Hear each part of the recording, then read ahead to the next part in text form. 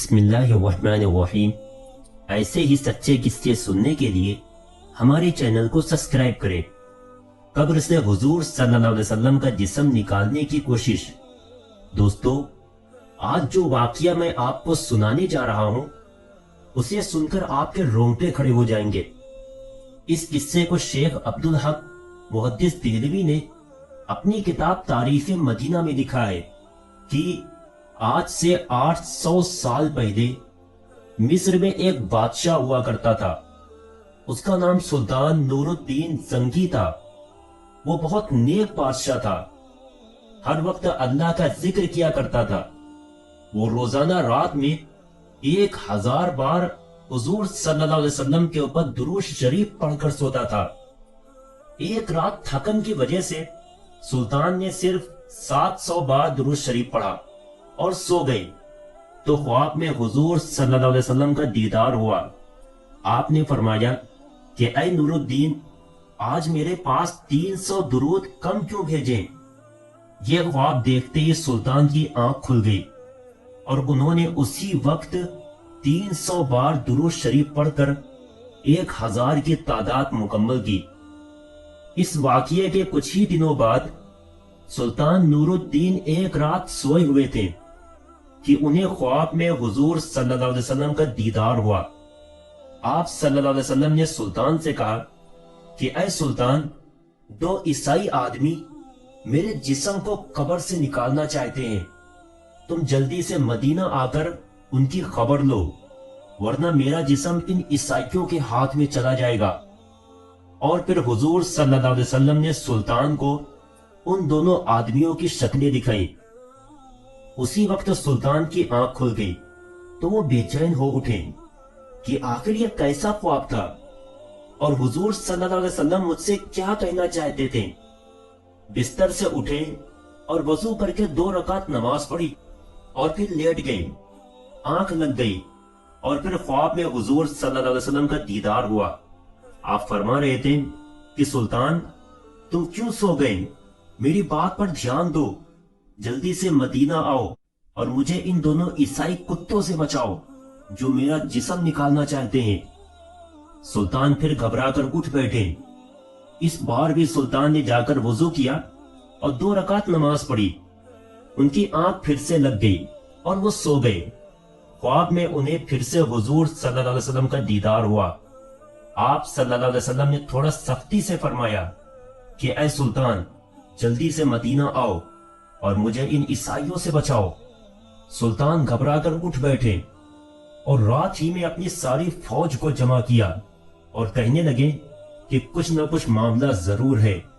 حضور صلی اللہ علیہ وسلم کے جسم مبارک کو کوئی خطرہ ہے، اسی لیے مجھے خواب میں بار بار حضور صلی اللہ علیہ وسلم کا دیدار ہو رہا ہے اور آپ فرما رہے ہیں کہ مدینہ آ کر مجھے ان عیسائیوں سے بچاؤ۔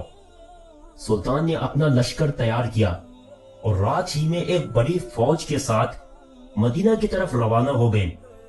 2 دنوں کے سفر کے بعد وہ مدینہ پہنچے۔ سلطان کے وزیر جمال الدین نے کہا کہ اے سلطان، اگر آپ سیدھے لوگوں سے یہ پوچھیں گے کہ کون حضور صلی اللہ علیہ وسلم کا جسم مبارک نکالنے کی کوشش کر رہا ہے تو شاید وہ دونوں عیسائی چوکنا ہو جائے اور ہمارے ہاتھ نہ لگیں۔ اس لیے آپ ایک کام کریں کہ تمام مدینہ والوں میں انعام تقسیم کرنے کا اعلان کر دیں اور پھر ایک جگہ پر بیٹھ کر آپ ہر انعام لینے والے کی شکل دیکھیں۔ اس طرح آپ ان دونوں عیسائیوں کو آسانی سے پہچان لیں گے اور ہمیں انہیں پکڑنا آسان ہوگا۔ سلطان نے کہا ٹھیک ہے، اس کا انتظام کیا جائے۔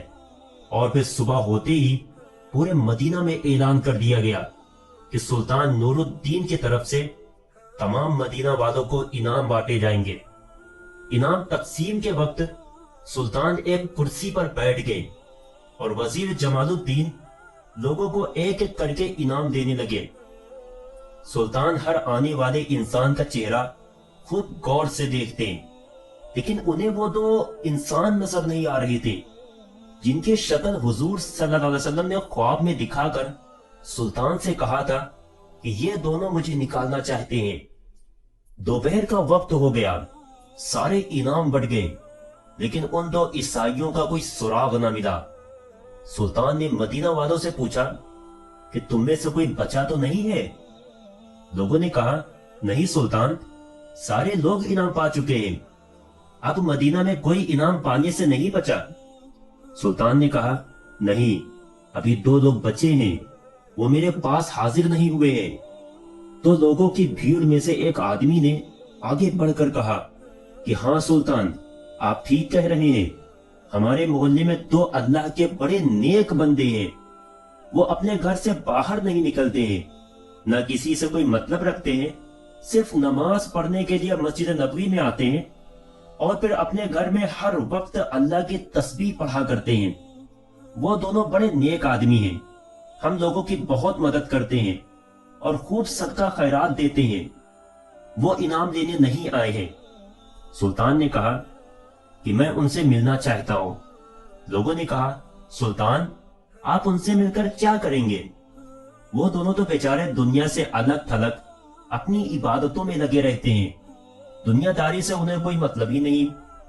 سلطان نے کہا کہ مجھے ان دونوں پر شک ہے کہ وہ دونوں تم سبھی کو دھوکہ دے رہے ہیں اور نیک بننے کا صرف ناٹک کر رہے ہیں اور تمہاری آنکھوں میں دھول جھونک رہے ہیں۔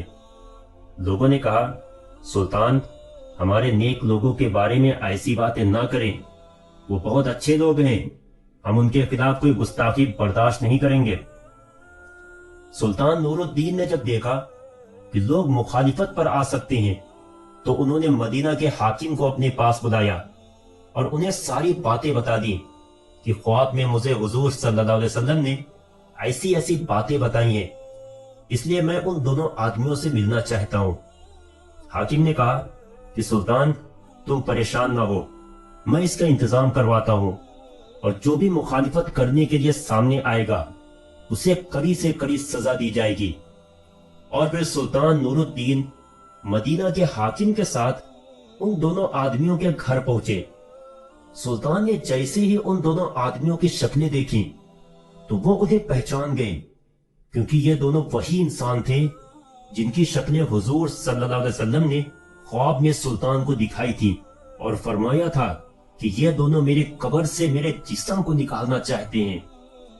سلطان نے ان دونوں سے ساری باتیں پوچھی تو انہوں نے صاف انکار کر دیا کہ ہم تو حضور صلی اللہ علیہ وسلم سے بہت زیادہ محبت کرتے ہیں، اسی لیے تو ہم اپنا شہر چھوڑ کر مدینہ میں آ کر رہنے لگے ہیں، ہم ایسا گندا کام کیوں کریں گے؟ سلطان نے کہا تم سچ سچ بتا دو ورنہ میں تمہیں بہت سخت سزا دوں گا۔ ان لوگوں نے کہا کہ اے سلطان، ہم بالکل بے قصور ہیں، تمہیں جو کرنا ہے کر سکتے ہو۔ پھر سلطان نے فوجیوں کو حکم دیا کہ ان کے گھر کا کونا کونا چھان مارو اور ہر چیز ہٹا کر دیکھو کہ کیا کہیں سرنگ کا نشان ملتا ہے۔ فوجیوں نے پورا گھر چھان مارا لیکن کہیں سراغ نہ ملا۔